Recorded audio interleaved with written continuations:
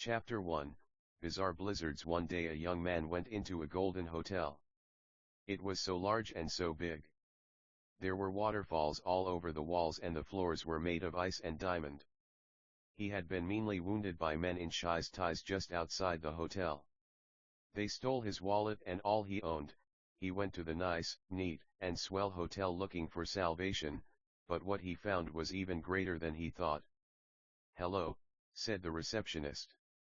"Here's a place where all your wildest and nicest dreams come true. You only have to believe you know, so, looks like those ruffians the Blacktails got you, not to worry." A helix of little light particles began to encircle him like a dragon or like Twilight Princess or like floating water droplets rose off the ground and began to twirl around him, but all of a sudden his wound healed. "Thanks, so hey, we just spawned in this world, sorry but, where are we?" Max said. His name was Max by the by. Smiley face. "Max, you're in the Golden Hotel of Jesus Christ. These hotels were made by Jesus Christ to protect those who wish to do the right thing. You know how hard it is in the dark mirror after all." "The dark mirror, what's that? Is that the world we're in?" "Correct, Max. Also we know your name because we know you, Max. We dreamt you'd be here. In our dream we saw you'd make this world of dark a world of light. We'd be impressed, Max. Who you want to see in a Beju? He can answer more of your questions than we can." "He's at the top floor." The receptionist Alex began to call Abeju and he answered. "Hello." "Hello Abeju, it's Alex. Max is here." "Perfect. Please send our nice friend up to our room right away. Tell him Kamina and Simone are here, but he must hurry for there's not much time until the black and white siren stops time again." "Very good, sir, consider it already done." "Bye Alex." "Goodbye Abeju." "Well Max," Abeju said, "you can head up to his room. He's in room DS15. He said Kamina and Simone were there. We have no clue who that is, but he said you'd know." "Good luck little man." "Thanks Alex." "God bless man, love you, thanks again." "God bless you too little hero, dot." Alex smiled warmly at Max. He said this with a soft excitement, like he knew this DB hard, like he knew everything. That man surely had the heart of God. The interior of the hotel was utterly golden, like soft and hard at the same time. It reminded Max of Hunter x Hunter, that one scene where Gon and Killua cut the lights off, or maybe like Grand Budapest Hotel. Max was surely and utterly discombobulated. Kamina and Simone. What like? Gurren Lagann. There wasn't time, surely we need to hurry, he thought to himself. Max was us by the way, or like, you, or you, or you. Max walked over to the elevator in disbelief, his wounds healed. Memories began to pour into him like an overflowing half-earth. He could conjure floating small ice over his right hand, so he did, or fire, or miasma, or electricity, or bubbles, or crystals, prisms. He walked over to the elevator dressed in a white t-shirt and blue jeans. His appearance was handsome, he looked nice, he had a small but confident stature. He walked over stairs or like obstacles or like hurdles and pressed the elevator button. Eventually the elevator opened and he went to the top floor of the Golden Hotel. The hallway was normal with beautiful and pretty carpet, or like ice or like fire. It changed before his very eyes, or it might have never even happened, to the mean or like rude or like impolite, that is. He skated or like slid or like ice skated, or like he wore a fake mustache, or like walked his dogs, or like petted and kissed his dogs. He knocked on door DS15 and Abeju opened the door. He was an angel. He had large, luxurious, white, feathery wings. Behind him were two little white figures, like the god from FMA. When Max entered the room it stayed the same size, or like got infinitely larger, or like the TARDIS, or like, yeah man, it was fucking crazy. Sorry for cursing by the way, but we curse, so yeah, if fucking you don't, cool. Please stay awesome and please read another book. The Bible might be a good option. Hi Abeju, we're Max. They shook hands. So we guess you guys are Kamina and Simone. They became drills, but began to speak. And like we don't curse too much, so that's good. Hi Max. Nice to meet ya. Me and Simone here are what you might call talking drills, but we like to take a humanoid form so we can have hands, and stuff. Kamina said. Simone added, that's right Max. But no need to worry, we're gonna save the Dark Mirror and for the first time bring light to this damned world. There's many like us talking water, talking fire, talking desks even, or like even talking chairs, but all we know is what we are. We're not like men or like angels who know more than us in a way, but in a way we're fucking smarter than the sharpest tool in any fucking shed, and that's a fact. He gave a thumbs up and shape-shifted. He continued, we can even look just like human beings. But we figured you'd find it kind of funny if we appeared looking like this, like God in a way, for aren't we all God in a way? When we know one is all and all is one, we become limitless, but you maximum. You're special. It's rare for human beings to be nice or like neat, so we feel in a way you've been chosen to save mankind and the fate of every alien race. Max was concerned. This was a lot of info to take in. Who were those guys that jumped us? They stole our wallet, phone, headphones, and our jewelry. Fucking sons of damn bitches. They'll pay for that. What did Alex call them? Blacktails. They were like giant monsters, but like silhouettes. We just appeared by the old rundown fountain, hardly working, but still pouring out water, we guess. But then, those things saw us or like attacked us. We guess Alex couldn't see because the doors of the hotel were opaque. Then they ran away and we limped over to those automatic doors, but then we saw this beautiful lobby. Was there a ceiling? Things are so hard to remember sometimes. Alex, was he one of these alien guys? He looked pretty human, but that technique he used, oh yeah. Why does our memory keep cutting off stuff? We remember we were fighting, we guess blacktails, or we might have dreamt it. It's like our memories are all gone. If they were even there to begin with in the first place. Max. Abeja waved his hand in front of Max's face. Earth to Max, he said in a funny, almost robotic voice. These guys who jumped you, Max, how big were they? Abeja said. Enormous. Max replied. They were at least double our height. They were fucking gross, blacktails, huh? That's right. Abeja said in a quiet, confident tone. He pulled up a digital screen, or like many, with pictures of blacktails with descriptions of their height, weight, where they're found, and powers. Of course, everything isn't hard enough already, we guess. Blacktails can range from nearly microscopic to the size of buildings, or even planets. If we don't stop them, they won't just destroy Dark Mirror but all the planets in the universe as well. We know you're a skilled magic user, Max. More skilled than anyone, whereas we all have our areas of expertise. You seem to be able to conjure anything, but you must hone and sharpen your skills. Blacktails don't play around. There are human colonies all over Dark Mirror. It's called Dark Mirror because it's thought there's a second half of Earth just below this, so dark that there's no light there. But hopefully one day we can make the half of Earth light and make it just like this one, huh? So what do you say? Can you help us, Max? Abeja finished. He was a manly man, surely the kind to protect women and children. He spoke like he meant every word, like this wasn't his first rodeo, if you catch our drift. Sure. Why not? We don't really know much about magic or blacktails or anything really, but what we do know is that if someone needs our help, we'll help them if we can. Max said this with quiet confidence, a running theme among our heroes. Quiet confidence is knowing if someone won't listen to us if we're quiet, they surely won't listen if we yell.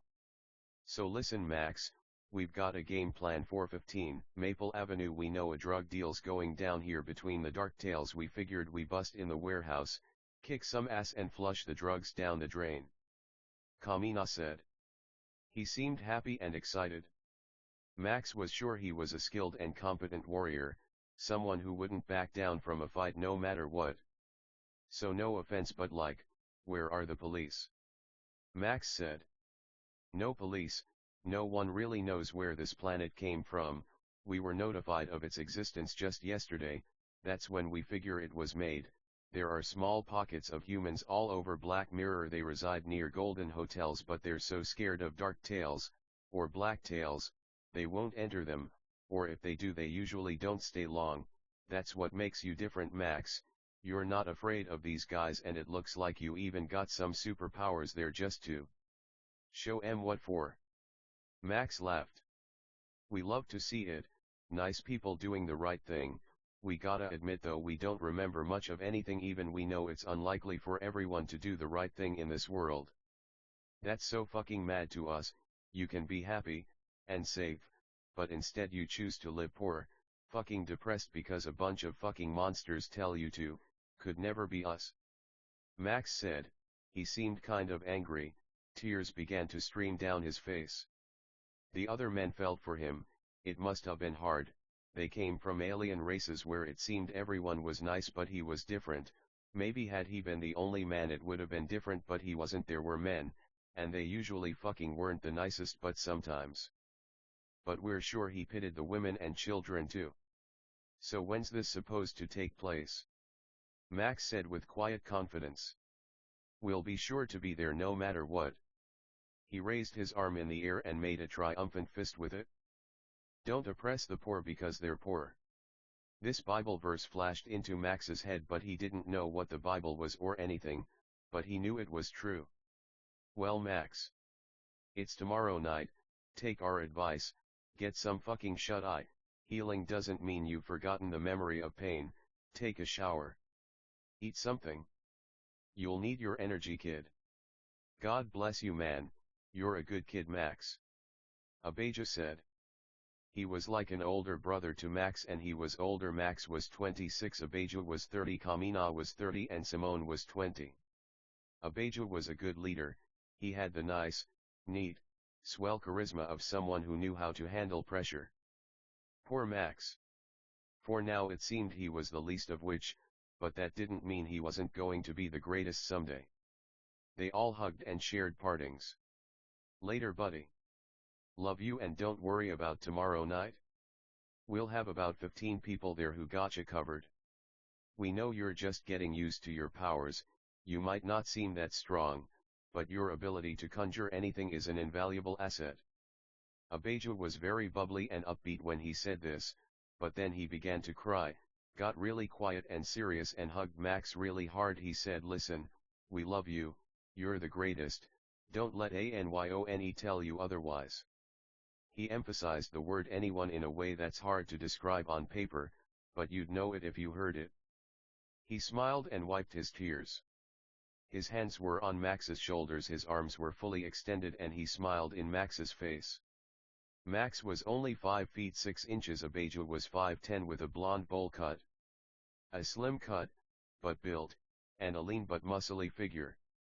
Kamina was olive-skinned with black gelled hair and a similar build to Abijah, but Simone was at least 6'1" and really skinny. Max was thin. He loved food and always thought it'd be funny if he had a little bit of a beer gut, but the problem was he just didn't drink. Max smiled back at Abijah. Love you, man. Thanks for those encouraging words. We might not remember who we are, but we know who we're going to be.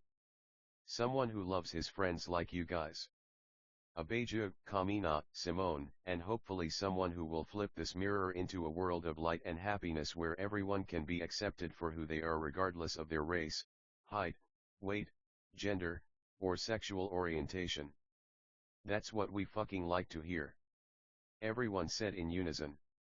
Listen, we know when things get hard in this world you wanna. Kamina made a motion of his thumb going across his neck. Let me tell you, man. Life is about your ass handed to you until you memorize what the fuck it looks like. Then kicking other people's asses until they don't have any damn ass left. Love you and God bless. He had a quiet confidence. Max cried. Right, he said and nodded quickly once. His voice broke. We're all counting on you, Max, so don't let us down. If you need anything, remember we're here, but please don't, 'cause I'm kinda tired. He laughed. He was like a chibi anime with a huge sweat drop. Duh. Well, love you guys, see you later. Max smiled with his tongue out and a peace sign. His eyes were completely closed, then he vanished. Well guys, let's hope for the best, huh? The remaining members of team all said. They were chibi or vanished or slept or played video games or trained outside. Remember, like Ellen White said, guys, it's open-ended for a reason. God made another floor on top of Golden Hotel for Max. There was no elevator to it or no other way to it but just teleporting in or going through a window, but there was a door to the roof. The suite was huge. It had little stairs that boxed the area that lead to a lower floor about a foot down. It had a huge luxurious bed with fine sheets and super soft sheets and blankets with high thread counts. It had a fridge in a wooden wall that blended in seamlessly with lots of food and drinks. It had a personal pool and hot tub with tons of video games and a high-tech desktop with a water-powered build with rainbow lights. There were huge red curtains that elegantly folded into themselves that tied at the middle. The floorboards were polished wood that looked kind of burnt in places. Max was near where a door would be and he walked over to his bed and sat on it. Tomorrow night, huh? We hope we'll be able to help. We can barely produce any puffs of fire or splashes of water. We might just have to watch, or like conjure someone a sandwich or something. Max began to cry. He cried all the time. He turned the TV on and started watching Dragon Ball. He saw how Goku said, "Oh man, it's not like we can fly or anything," he cried. "Goku," he thought humorously and a little disheartedly, "how far you came, friend. You can do anything if you set your mind to it.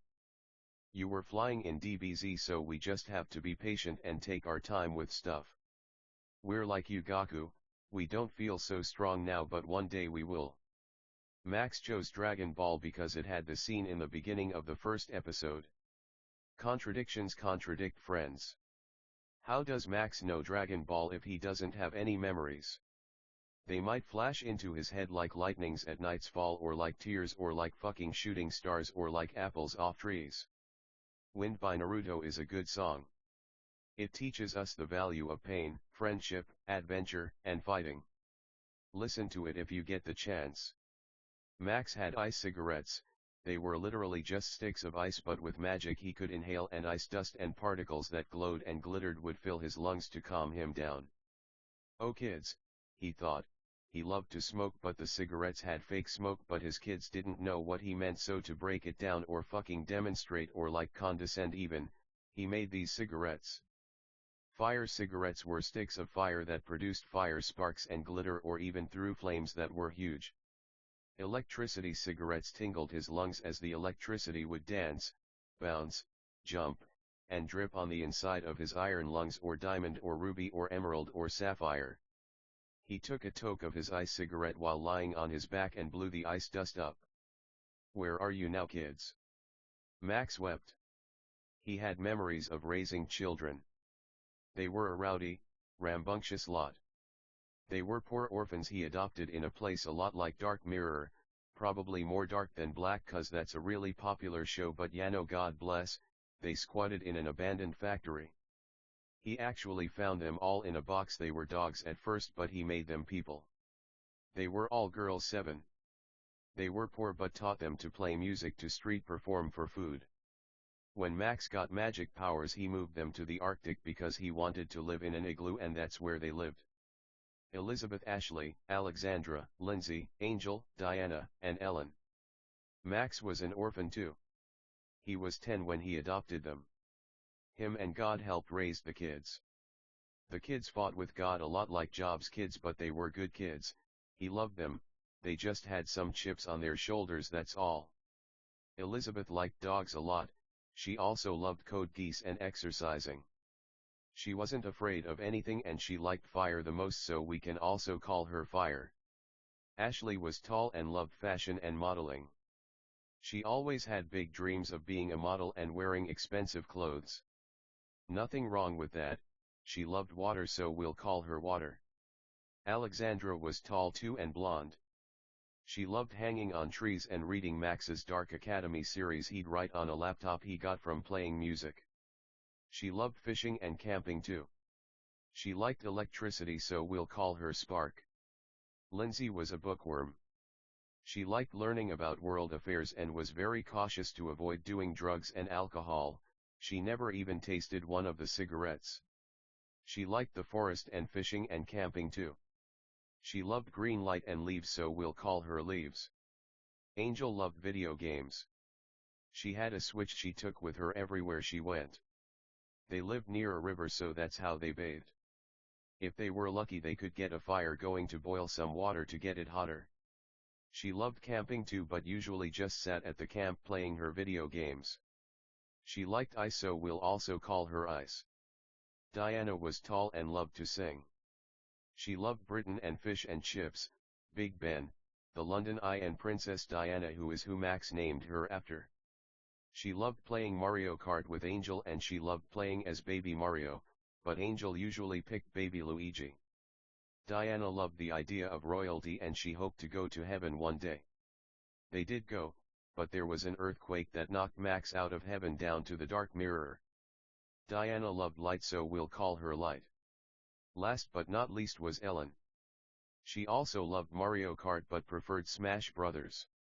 She loved her igloo and had posters of Justin Bieber all over her walls. Everything was made of ice, but it was the only conceivable place Max could think to go without the bad influence of the world.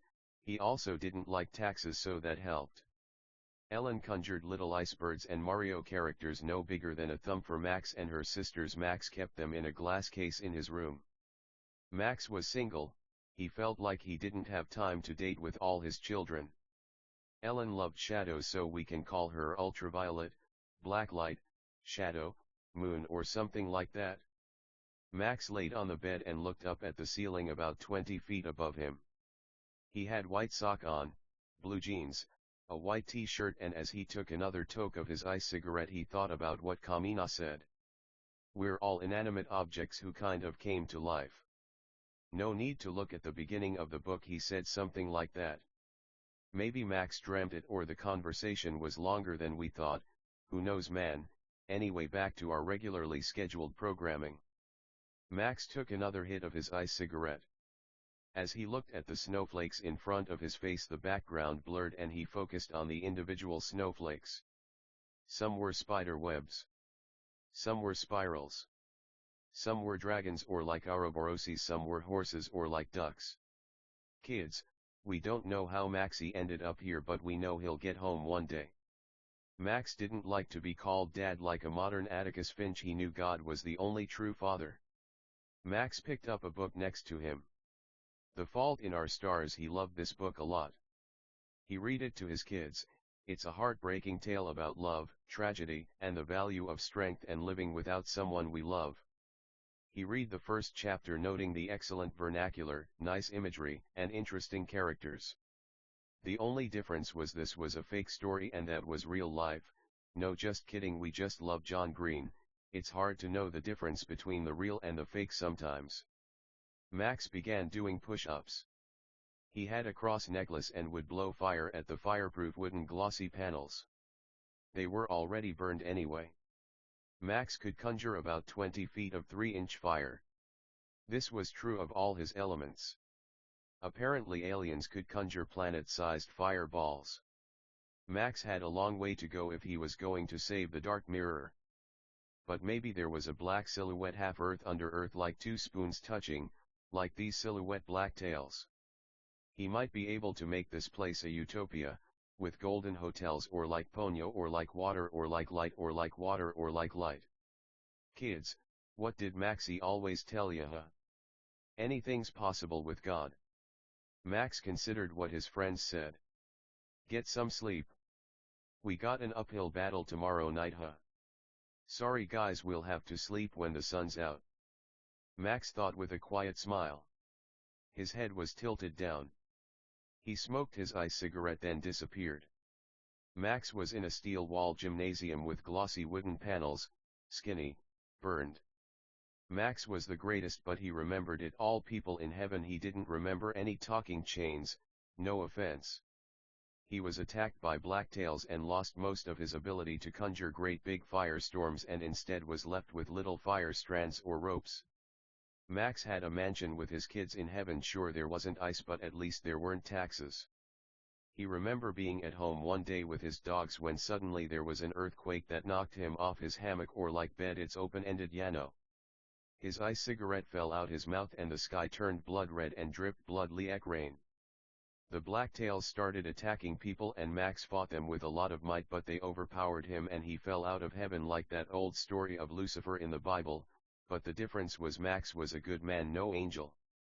So like Mario in Super Mario Galaxy he fell away and well, we know the rest of the story. He was near a broken fountain with chunks of the outer concrete edge missing that wasn't making too much water when the blacktails came and beat him up. At this point he lost a lot of his memories. Even now his memory wasn't very good, though through no fault of his own. They stole his stuff, his phone, his wallet, his earphones and left him with a huge wound through his stomach. With unbelievable strength he walked or like Yano, if it's too unrealistic we crawled or like Yano, it's just we're pretty sure we said walked at first, but no worries it's open-ended for a reason man. When the blacktails stole Max's stuff, they ran away so there was the Black Knight Street.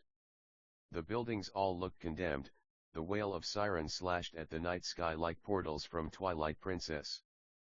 But there was this enormous hotel that touched clouds that looked like it was made from solid gold. Max entered to a pleasant pop song about not being anxious about life and just shaking anxiety off. Nice song. But there he met Alexander, probably Alexander, who explained he was on Dark Mirror. As Max thought of all these things he practiced his martial arts but it just wasn't the same, his fire was so small now, his water was so small now, and he could hardly make an igloo with the amount of ice or snow he was making. Fire reminded him of Elizabeth. They were all his favorite in a way. She loved the unpredictability of fire. The warmth, the heat, the way it could light up any tundra. Poor Elizabeth. Even now Max wished Elizabeth could hear him so she could know everything would be okay in the end. How can we not talk about family when family's all that we got? God bless Wiz. Elizabeth, it'd be selfish not to think of her, we're not the best, it's just sometimes we get scared, wicked people might ask why 7 girls, why not boys? As stupid as the wicked act it's strange they could even think of this question, well, we wanted girls. We felt like it's what we wanted though we love men too, it's not that complicated at all, we might like girls more than boys probably that's it, we always have, just makes us happier we guess. Max's backstory is a little complicated. Max was also just a simple dog. But God raised him. The problem was God was poor too, no one knew he was God. Max was taught music and the hardships and difficulties of life. Max named Elizabeth after Queen Elizabeth II for she loved the Queen a lot. Sometimes things might not always make sense but that doesn't mean we shouldn't say it. In fact, it's the complete opposite. If we said things that always made sense how boring would that be? Max listened to Nightmare by Halsey while training. It's a really nice song about the tragedies of what society expects us to be and how if we break out of their mold we might make a self-empowered, self-loving anthem to our tragic, but beautiful life. Max loved to use chains to fight with little hooks at the end like the hookshot from Zelda. His chains were only 20 feet long now and very small but he made work on his little punching bags, piercing them, but letting the sands spill out almost like the sands of time that give us so much anxiety. Ice pellets flew fast enough to dig wounds, but not fast enough to go all the way through a target. Rocks were the same way, pebbles now, but no boulders. Fire was now thin and wasn't exactly cooking a steak or wagyu anytime soon. Water might make someone feel like they're drowning so it surely wasn't a pool. Max continued with fire, water, ice, rocks, chains, and the like for many hours. He was sweaty. He was kind of fat if you want to see it that way. Open rebukes nicer than hidden love, no offense, honestly, but Hollywood changes how these characters look so much anyway, we start to begin to wonder if it really matters. We could see Max as a little fat man, black, Mexican, Indian, whatever you want man you're cool, he could have average arms for real strength is God, magic, anime, and all that stuff you hear on the internet, but working out is surely good, it just is about health we guess, but magic lets us love all kinds of bodies. God bless Halsey and Colors, a nice and wonderful song about the tragedy of unrequited love and how we can love ourselves by learning from past mistakes to find better lovers and better futures. Max's earpods disappeared. Max began to shower in his hotel suite. He felt it wasn't cool enough, but he didn't have a choice, but he was grateful in a way. If this was old Max, he'd make a waterfall hot like a shower, or like go like that. While Max could still teleport, he couldn't affect such a great body of water anymore, so the waterfall would still be cold. He could transport to a hot spring, but he liked and loved showers a lot. Max liked and loved to sing in the shower and dance. He would listen to Taylor Swift. Panic at the disco, rap, didn't matter to him, he just loved life a lot. The water was cleansing, hot and gentle, like a hug from God, or like joy, or like joy, or like. Max loved to repeat himself. It seemed some human beings just didn't listen. The shower was hot and steamy, not like, in a fucking weird way or anything. It's funny how mean beings can shower all they want, but still feel dirty. The water rolled off his body onto the floor. No amount of water can clean a monstrous soul, maybe a dirty one. Probably only God could clean such a wicked soul, but still, water feels so good. Like Ellen White said, shower as much as possible, at least twice a week. Open rebuke's nicer than hidden love. Some fuckers out there might hear it and mock it, but just know showers were different back then compared to how they are now. He liked making his hair straight from water, for it was usually curly, right? What you know, right? He smiled. In a way, this was his internal dialogue. God bless Michael Scarn. He might even be the one writing this book. Water cleanses, water. Ashley was water. She'd like to become little puddle and just sleep all day, immune to cold, immune to not eating fish. Max loved Ashley a lot. She always had a chip on her shoulder comparing herself to her sisters. He loved them all equally. Ashley felt too tall sometimes. They were all married too. Max stayed single though, too much to do, but there wasn't marriage in heaven. You gotta understand, Max was just a father figure to the girls. It wasn't like that. Why, they were pups of the same litter, if you wanna see it like that. Lots of this is metaphor, so yeah. Anyway, fucking, the water ran down Max's body, but cleaned his soul as well.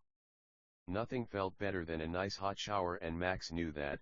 He could stay in there forever, but it's hard to put ice or snow in hot water. Max stepped out the shower filled with joy, but optimism as well.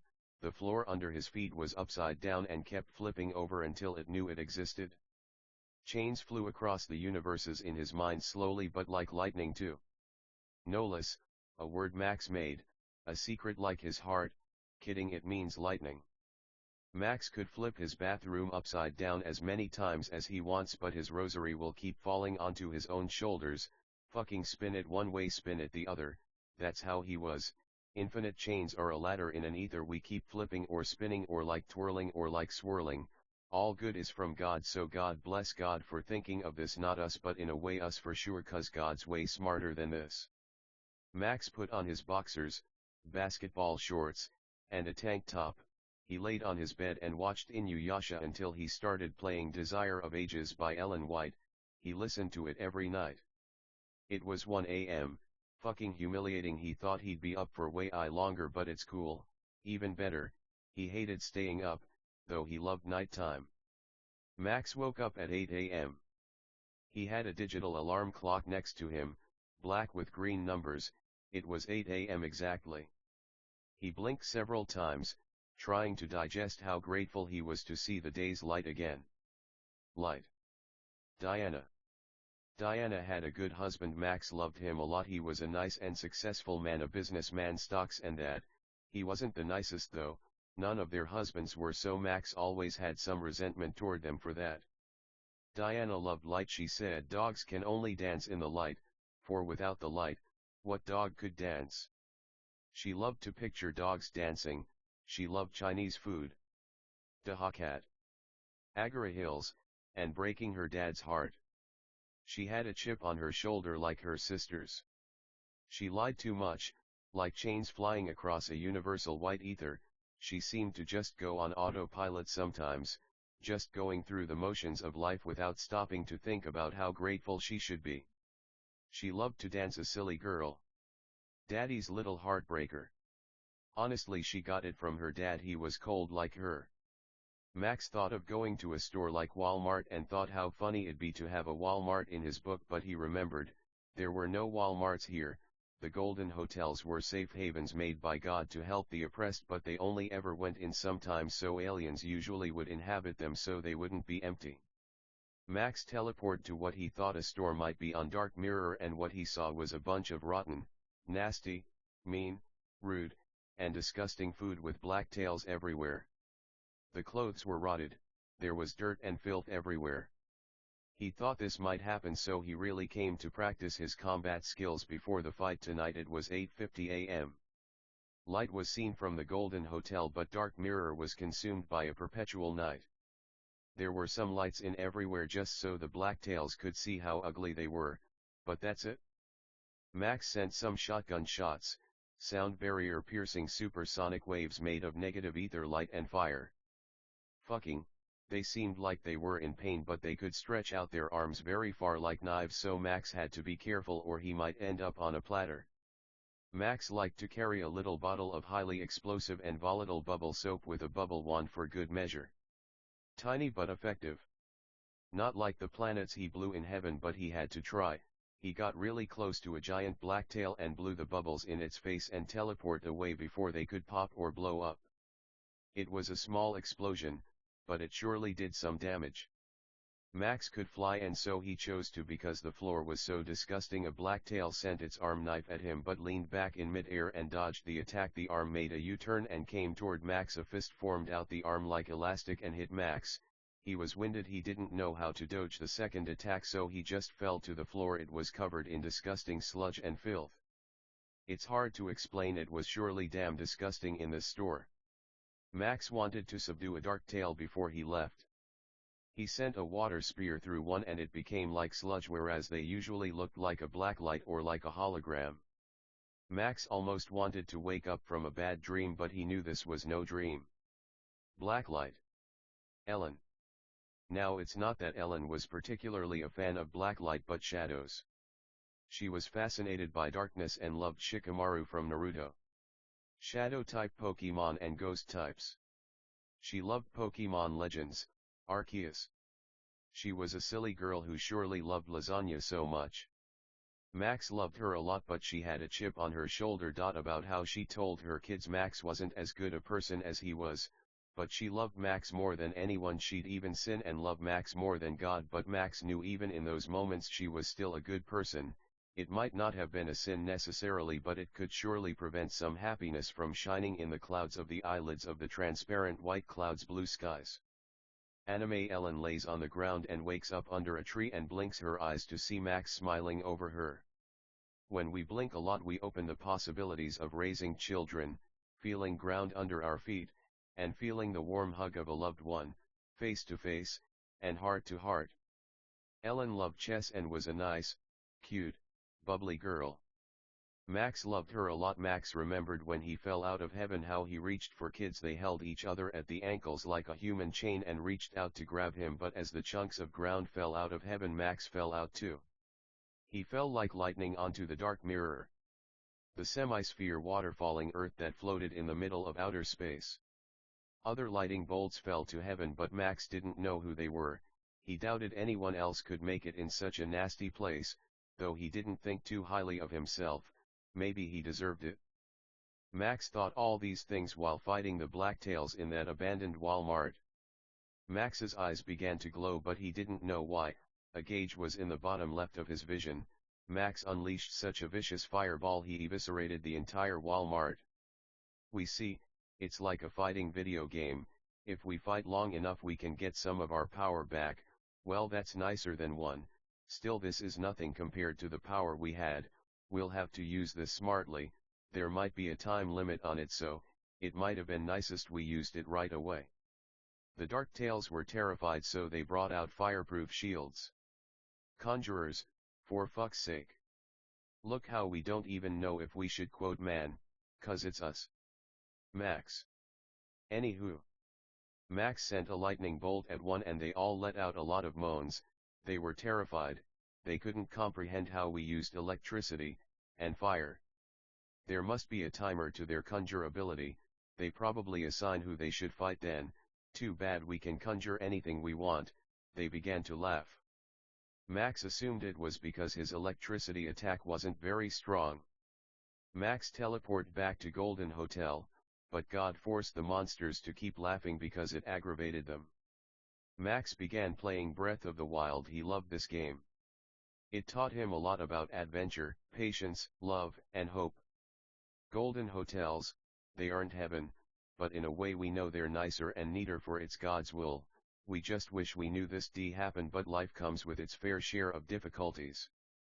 Dark Tales, giant, seemingly smart beings who live to only hurt and destroy good things, sounds a lot like the wicked, but even so, we know the wicked went to hell where they turned to ash, or they might not have, but no, these aren't human beings, they're just monsters. They seem to be able to conjure power-deflecting items to fight the aliens, but, with our power to conjure any power, we don't know if it'll be so effective. Pain, those things look like they're in pain. They give on groans, moans, like zombies. Quotes are funny, haha, God bless em. A fashion alien came up to Max by the pool. A walking shirt. Hi Max. We figured you were kinda lonely, so we thought we'd say hi. Our name's Eliza, we love music, dancing, ellipses, dyeing our hair, and of course, fashion. Nice woman. She looked so pretty, like a human being, but her true form was a shirt. These are our friends Max. Max introduced himself, a pair of pants, nice man. Ironed and all of, dat. Jason was a jacket. Lacey was a hairband, hard covered in cloth, that kind. She looked nice. Honestly, we wish we were a hairband, we bet she makes hair look great. Eliza was a ponytail. And Joy was a pair of Ray-Bans. They were regular sized, but they knew what Max was thinking and became huge. Then small. Lovely human beings. Max began to cry, they felt for him. Max was so happy whenever anyone did the right thing. They all hugged. Joy said, we're not really fighters, though we know how to fight, we specialize in repairing clothes, if you wanna see it that way, no offense, making armor, and making clothes enhance with magic powers. That's cool, Joy. Well, hey, do you guys think you could make me the magic armor from Twilight Princess, also the Zora suit from that game? Please. Max said. Sure. Jason replied. He continued. We really admire what you're doing, Max, you're like Ong Man, but like with everything ever, isn't that such a good show? It really was. It really is. We love Avatar, the live action is to die for. Who's your favorite character, man? Max replied. Jason said Sokka, he's so dumb, but he's so fun, ya know. We love him. He really could make or break the whole show. Max knew in that moment these were the realiest beings this side of a golden hotel. So true, Jason. Look, no offense, but no one looks like a human in heaven, right? Max asked earnestly, kindly, nicely, and neatly. Right? God does, but there were some humans, but they also fell down here to the dark mirror, though they look like holograms, but we don't know how come that came to be. Max wept. He hugged them and teleported onto the roof of the Golden Hotel. There was a diving board and a pool on the floor. He was in the cumulus strata state. He jumped, his fat jiggling, and did flips all the way down to the pool like lightning, and landed so hard he knocked all the water out the pool 10 feet in the air, then it all landed back in. Max ate a pizza and asked the other Max, hey Max, great name by the by, do you guys eat?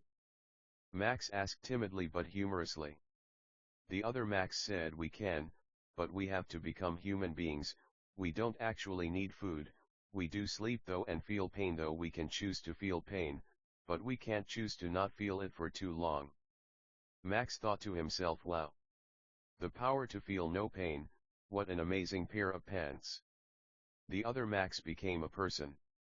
Hey Max, why do you think all of this is happening? Yano, it seems kinda harsh, we know God's right, but you're a smart man and we wanted your insight. Pants, Max said. Max replied, well, we know God's always right, he must be trying to tell us we would assume some human beings who are meant to go below might seem like they're above but they're not, 'cause we had no clue who you guys were. We knew some of those beings, we know they weren't actually the nice, neat, swell, polite beings they said they were. To some this could be a hard pill to swallow, so now we must suffer, for their sins, just like God suffered for us. The clothes were impressed to say the least. They swam in the heated pool indoors until they teleport out, pool and all, and it began to snow. Runaway by Aurora played. To this day, this is one of Max's favorite memories, swimming with those clothes, kinda like a huge washing machine. No matter how hard life gets, we always have our friends and family. Eventually, they got out, dried off, laughed some and teleport out. It was 3 p.m. Max went to a dojo where he met some talking swords. It reminded him of Ranma or like Kaze no Stigma or like Ouran High School Host Club. Max put on kendoji, kendo, clothes and bowed to the swords. Apparently they're wooden swords as children but become steel when they're older. The swords became human beings and began sparring with Max using wooden swords. They fought intensely. Max's large weight didn't make him sluggish or slow at all, though sometimes he wished he was skinnier. He just thought it was humorous, that's why he looked like that. They were expert sword users. The kendo masters had much to teach Max of stance, power, control, and how learning the sword was like learning God, for God was also a sword, or like pants, or like shirts, or like socks, or like fire, or like water. Fire, poor Elizabeth. She always had a hard time listening to Max in school. Max taught his kids with God, he homeschooled them. She liked to make mean, rude jokes with her sisters. During these times she lost her powers and often became rude, nasty, and even unbearable. Max loved her all the same. He knew when she came around they were honest conversions. Water. Ashley was even meaner than Elizabeth.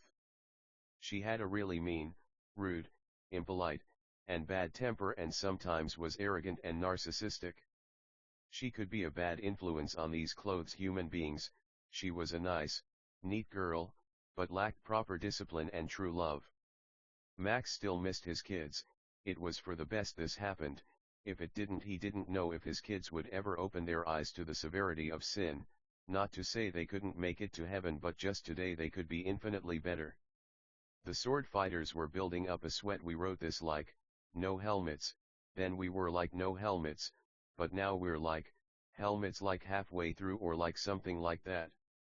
Max took his helmet off and squirted water all over his face from his squirt water bottle. Andrew walked up to Max and placed his right hand on his right shoulder.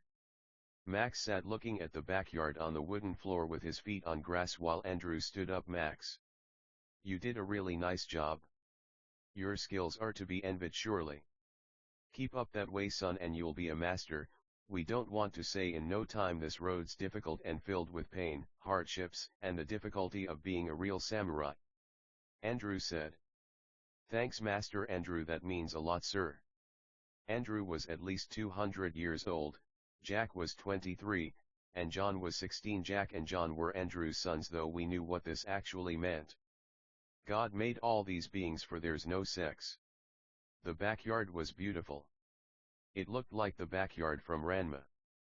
There was a giant pool, nice green cut grass.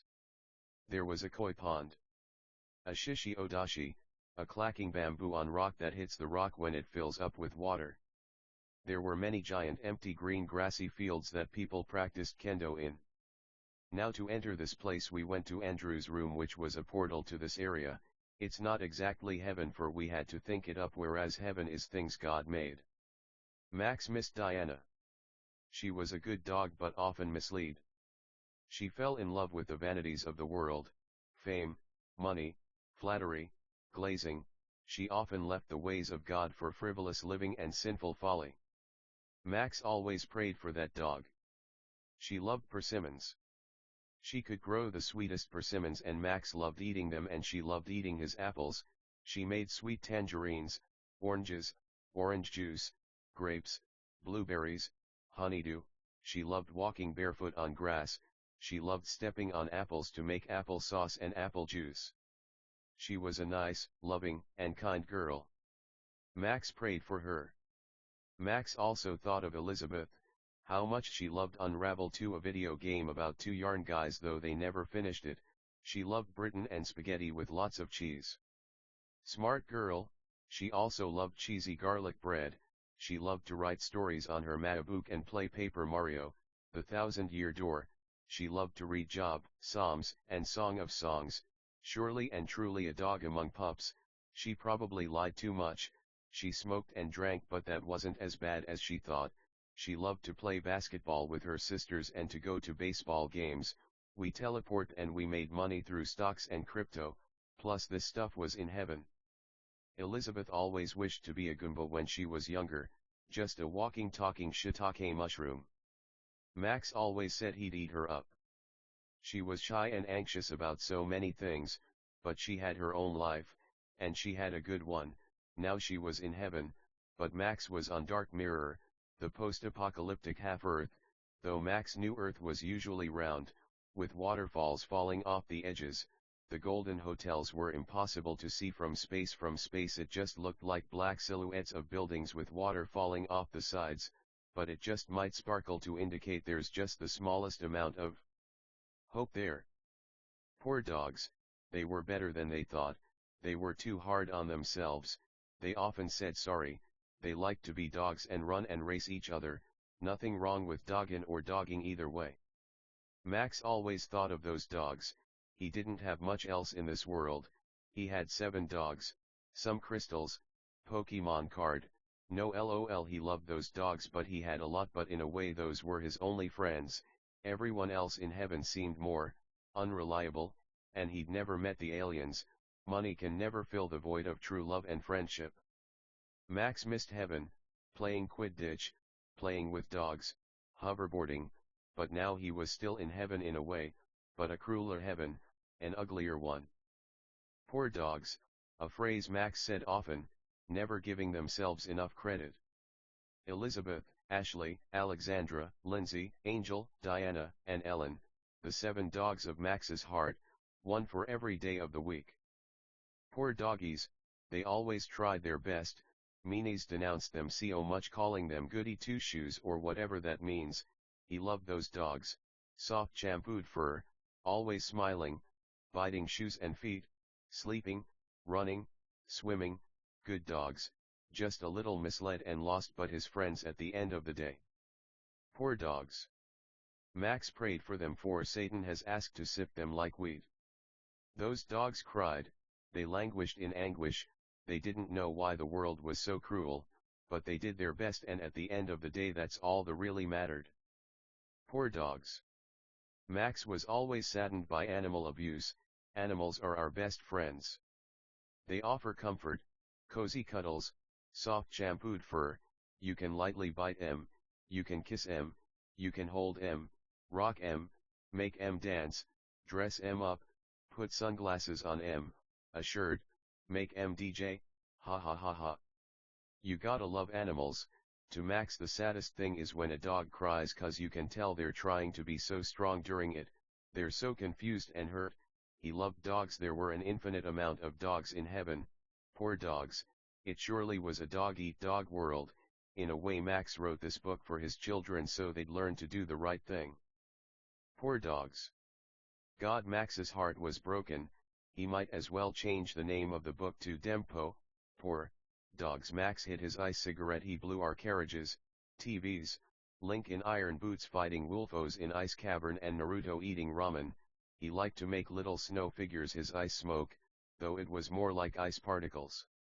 Max passed his cigarette to Andrew, Jack, and John. Bear in mind guys, John was 16. But it was more like candy than a cigarette. Don't smoke, kids, and don't let fucking idiots tell you an ice cigarette is a cigarette. Well guys, Max said. He got up and put his fist into his open hand and kept the hand flat and bowed to show dignity and respect.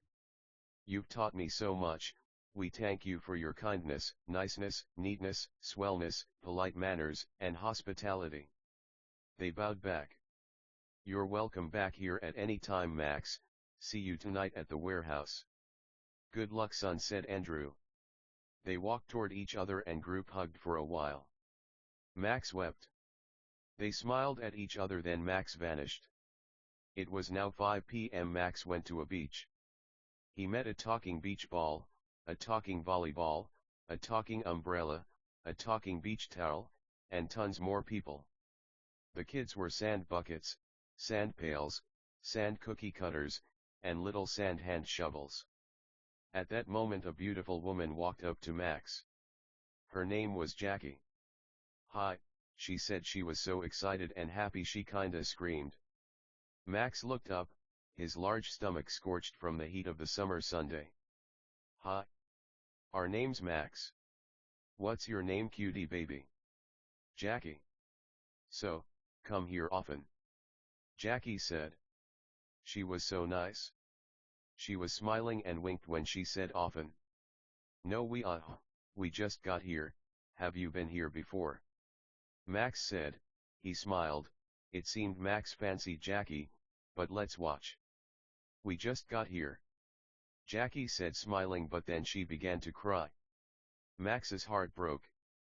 Jackie sat on his lap. We were in heaven, but ya know that earthquake happened and we fell out, but actually now that we think of it, we've been here a few times, we've been here some weeks." Max believed her, but he thought the earthquake had happened so recently, he was confused. "That happens to me too, memories come and go," Max said. Jackie replied. "God said this would happen, we went back to earth as punishment for not being grateful enough in heaven.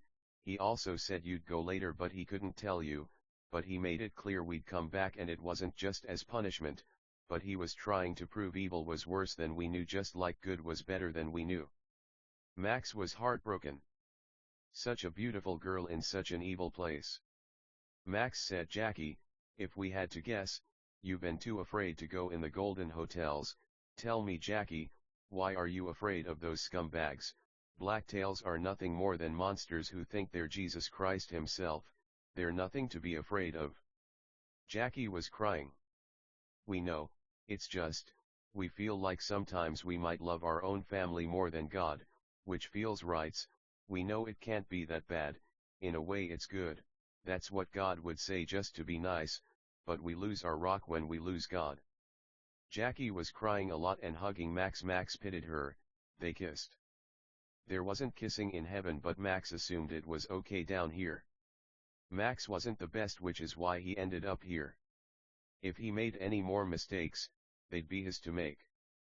"Listen, Jackie, we know we're not in heaven, so it might be okay." Jackie kept crying. Max felt bad for her. "Listen," Max said. "We love and like you a lot. Platonically and romantically, it's just we want to make sure it's okay with God." But Max had a feeling God didn't care. So long as they weren't in heaven, he couldn't see why at least kissing was wrong, and so they did kiss, and they kissed a lot, and Max told Jackie about himself. Jackie told Max about herself. She said, "On this hot summer day in the hotel room of a beach towel. Our name's Jackie Johnson, we went to Connecticut College and majored in art. It was in a town called New London. We smoked and drank, but we made sure to go to church, read our Bible, do mission trips, and help the poor. But, we never fell in love, just meaningless affairs that meant nothing. We're sorry. Max. We love you, and no sex is fine, we just feel like it's hard to tell someone we love you without sex, but we know that's our fault, not God's." Max replied, "Listen, Jackie, we're sure sex with a pretty woman like you would be fucking unbelievable cool and good, but, you know God's rules about monogamy and that, we're already such a sinner. We already know we're not going to be the monogamous husband you want. We can only imagine the difficulty of being monogamous, that's why we prefer being a virgin." Jackie replied with a smile, "Well, we can still kiss as friends." She was very close to Jack's mouth. She said that with a smile. She inched closer toward him while speaking, and then they made out again. Max wasn't the best, but God was, so he let it slide. To God, he thought, one man one woman makes sense. Though it hadn't been this way always, for better or for worse. Kissing surely wasn't sex. Max was just confused, but surely felt a little sexist. But wouldn't it be bad if he was okay with Jackie kissing other men? Wasn't it more acceptable for a man to do it than a woman? Max wasn't the best, but it wasn't sex, and it wasn't going to be, so we don't know how it's cheating if there's no sex and the women know. Poor twisted human heart, swayed by the simplest things. Room for one please, a little white man said. Oh. It's you. Dear, why it's. The little white man pointed both his thumbs at himself. When we say little white man again, we mean like the God from FMA. Jesus Christ, baby. Alex ran from behind his desk in front of Jesus, who backed up and bowed down. Lord. To what do we owe this great honor today, Your Highness? We came to see a certain Maximilian Hillian. We heard he's committing adultery on the beach. God said and smiled at the end of his sentence. He smiled more and pointed his thumb at his teeth. Smile. Surely you jest, Lord. Folly, yes, but adultery is sex, isn't it? Alex said. He laughed. We guess you're right, Alex. Should we take the elevator or just like, poof, Yano? God was smiling when said just like. He pointed both his thumbs at himself, and when he said Yano he tucked his checkmark thumb and index under his white chin. Well, there's nothing wrong with exercise, sir. Can you believe Max? He's so big he might keelhaul any moment. Alex said. He had a posh voice. He was kinda like that examiner from Hunter x Hunter, the one who made them run for miles. God stopped smiling and frowned, but then smiled again, this time with teeth, then laughed. Alex, man, don't fat shame, he said with a frown. No, but he looks good, right? Very good, sir. Those are my apologies, dearest, smallest Jesus Christ. Here's a room key, Jesus, you go right on up. Alex said. Thank you, Jesus said, letting the key dangle in his right hand while he held it up. He swung the key, which looked like a traditional key and a keycard on a keychain, while dancing and whistling over to the elevator. He pressed the elevator button and smiled and laughed while waiting. He hit the e-cigarette and said, "Don't discriminate, kids." When he said kids, he gave a thumbs up. He said it as if he was looking at a camera. He walked in the elevator, turned around, smiled and waved at everyone. They all screamed positive compliments at him. The doors closed, then the screen went black. Jesus was like 3 feet tall. He usually looked like a human, but he liked to look like this as a joke. He took another hit of his ice cigarette. Ice was the best flavor, blueberry. He was disappointed in MX. But what could be done? Plus Max was usually a pretty nice person. The elevator could move like lightning, so Jesus arrived. The elevator began to smoke and he was disappointed. We need to fix that. So weird. But technically we did it on purpose, cause we thought it'd be funny to annoy people who are too picky. But how can it move so fast? Isn't that dangerous? Jesus thought in a mocking voice. That's the point, guys. Jesus didn't curse cause he was better than us. Jesus exited the elevator door and coughed as he waved smoke away from where a nose would be. We wish we cursed. We don't, but we just pity people. No, it's not the worst thing at all, but it's wrong. Jesus walked down the corridor until he found the door he was looking for, but unlike all the doors, this one was opened with a sign that said "Welcome," stitched like embroidery in a frame hung on the door, red yarn over white cloth. The door was a portal that floated about a foot over a sandy beach. There were tons of people, though they looked like people. They weren't actually people. There were vaults, tables, desks, pens, pencils, anything you could think of, really. They were just chilling. They don't really eat, so no one was barbecuing or anything, but we know there was one Homo sapien there, and Jesus could already smell the ribs. Max was cooking with Jackie, and Jesus set foot on the sand and waved and chatted with people while walking. "Hey Jesus." JC. Little white guy, the last one was a human being. Jesus talked to lots of people before eventually get to Max, but when he got there he said, "Hi Max." "Who's she?" Max closed the door on the grill, ran over to God and hugged him. God also became fat in pity to Max. "She's Jackie," she said. "She's been here a few weeks and she's come to this beach a few times. It's such a coincidence, whenever the towel people throw these parties is when she comes." Max said. Jesus said, "That is quite the coincidence indeed. Jackie, tell me Jackie, is there anything we can do to help you feel better? It seems like you've been sad." Jackie hugged God. "Can we get some dogs? We love dogs." Jackie said. Just then 20 dachshunds from pups to elders spawned on the beach's hot tan sand. "If it's dogs you want, then dogs you will get."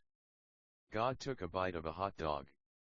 "Anyway Max, you know if you kiss one woman, you should only kiss one woman, but we know women can be cute, not for me though, we're better than everyone obviously." God said. "Obviously, so God, how long do you think it'll take to get everyone back to heaven?" Max replied. God said, "Who knows?" He looked genuinely concerned and deep in thought. He continued, "We intend or like purpose for you guys to learn from this, or like come back. This is a more limited heaven but more blessed in a way, for pain is a blessing. Max, we only came to encourage you to keep up the good work. Unfortunately not everyone will pass our test or like get back to heaven." "God bless you fatty." Max replied, "God bless you too fatty." They hugged and Max laughed while he said it. "We love you God," and they all group hugged. Then Jesus vanished.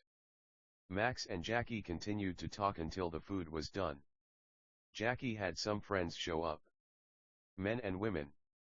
They were all actually human beings: Brad, Peter, Edward, Tommy, Haley, Jessica, Maddie, Cassie, Kayla, William, Stephen, Jose, Tracy, Stacy, Marilyn, Diamond, Olivia, and Ruby.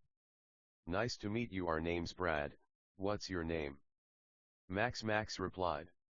"So tell us guys, how are we feeling, fellow youths?" "We're all right," Peter said. "We heard of you Max, you were a big deal in heaven. As bleak as God describes the situation, we might be the only people to do the right thing. Nice to see you." And Jackie hit it off. Like an anime, all the men started to cry waterfalls in a comedic manner. "You know Max, we tried hitting on these girls but it seemed like they all liked you." Like an anime, they stopped crying and they all had tuxes on and held bouquets of flowers. "Our true love is God anyway, and it's even better because romance distracts from the love, kindness, justice, and beauty of God," the men said in unison. "Anyway Max, we'd love to stay but we just wanted to help the girls get to know you." The men then left the Golden Hotel. Envy probably got them. They continued to fight the Blacktails, but who knew if they'd build up the courage to just leave and come back to Golden Hotel. Max blushed. This was a lot of women. It was kinda like Drake and Josh. "Hey guys!" the women all screamed excitedly. Max did notice the men kept flickering. Being a man is a difficult thing. These women didn't flicker, but God, they did bigger. "He likes me most, Yano," Cassie said with a smirk. "To you. He obviously likes a girl with a more petite body. No offense Cassie, you're cute to other less awesome men, we're sure." Tracy smiled really big at first when she said this, then tucked her thumb and index under her chin like a checkmark. Marilyn said, "You're lucky there's no sex or you guys wouldn't have a chance." Max wept. "Guys," he said laughing. This was also a reason Max always stayed single. It seemed so women fancied him, he'd feel bad to only choose one, but without sex. Max was willing to trifle. "We love you guys all equally. We don't know if kissing should be a thing." The women started to cry and Max felt for them. Crush by Tessa Violet started playing on a speaker nearby. Jackie motioned that she wanted to talk. She said, "Max, we know when we speak for all of us." And the other women agreed with nodding. "We don't have to kiss, but no, we don't like anyone but you. Should we lie? Liking the same man can't be a sin, right?" They all agreed, "But we don't need to type it 'cause we feel like the audience kinda gets it, Yano." "Well, I like and love all you guys. You're not wrong, but I am, so let that punishment fall on me." We feel like we'll just end up kissing later, so we might as well do it now. Then Max was a really bad person and made out with all of these cute ladies. Cassie motioned that she wanted to talk and everyone motioned and nodded to give her the floor, their attention, and the mic. Cassie said, "Look Max, we feel like we speak for all of us when we say." And the other nice women agreed. Cassie continued, "We don't want to lie, but we can pretend we're just friends if you feel it's immoral or God, people are sensitive, open relationships are a thing, right?" Cassie said, and everyone agreed. Max, like, dating shows, the man dates all the women then picks his favorite, we could do something like that. Everyone laughed. What a nice, neat, swell, polite, good, and great idea. Then at the end I'll Max pointed up. He winked. Pick our favorite woman, perfect. This wasn't Jesus's favorite thing, but it wasn't a sin because he didn't know it was sin. Plus polygamy used to be considered okay, so that might have been why Max thought he was smart. No. Honestly, Jesus was completely fine with it. It wasn't sex, so at the end of the day what was there to really say? So this might not keep coming up. God bless the church, Christians, the Bible and Crush by Tessa Violet. Little baby sand pails and sand castles. As people. Hilarious. Max already knew what they looked like, but he was just fucking around. So contestant number 1. Why do you think we should be your special chocolate man who's best friends with talking towels and towel accessories? Well, Jackie said we love washing machines, detergent, little towels, towel accessories. King of the hill in a way. Open rebukes nicer than hidden love. It's good but not for us, but we like the propane and propane accessories joke. We love Ghirardelli, Hershey's, Feastables, Ferrero Rocher, chocolate turtles, animals of all kinds that are chocolate, Skittles, being nice, neat, swell, polite, and confident. And we love you. Jackie screamed in joy at the last part. Max wept. Such a nice answer. You are a nice and beautiful woman, and they kissed. He had her stand behind a curtain to hide what she looked like as a joke. One could only see her feet, that's it. Contestant number 2, please step behind the curtain. Tommy stepped behind the curtain. Even though we could all see her, we could see her silhouette, but that's it. Contestant number 2, what's your idea of the perfect date? Max asked in a silly, deep voice. Well. Tommy started excitedly, she seemed so happy. Max clearly liked and loved her a lot. They were just kids being silly, nothing wrong with that, that's how he saw it. We'd love a walk on the beach at sunset while holding hands, chocolate and flowers would be so nice. She yelled in excited glee. Lay on the sand on warm day. Swim. Walk the Santa Cruz Pier. You win me some stuffed animals. Nothing crazy, we could just stay in 2 as long as I'm with you, silly. Tommy finished. Nice answer, Tommy. We also love chocolate and flowers, and nothing is more beautiful than the Santa Cruz boardwalk, especially at sunset. Very nice answers, contestant number 2. Max said. They kissed. Contestant number 3, please follow us, Max said, and he led them to the water. Do you guys have magic powers? He asked. They cried, they didn't. They smiled. It's okay because the true magic of life comes from true love. They all said in unison. Wow! Max exclaimed, he started laughing. You guys all said the same thing, ha ha ha. Max said. Well, we'll have to give you our powers. Max temporarily relinquished his abilities and gave them to Haley. Haley. We want you to make us an ice sculpture.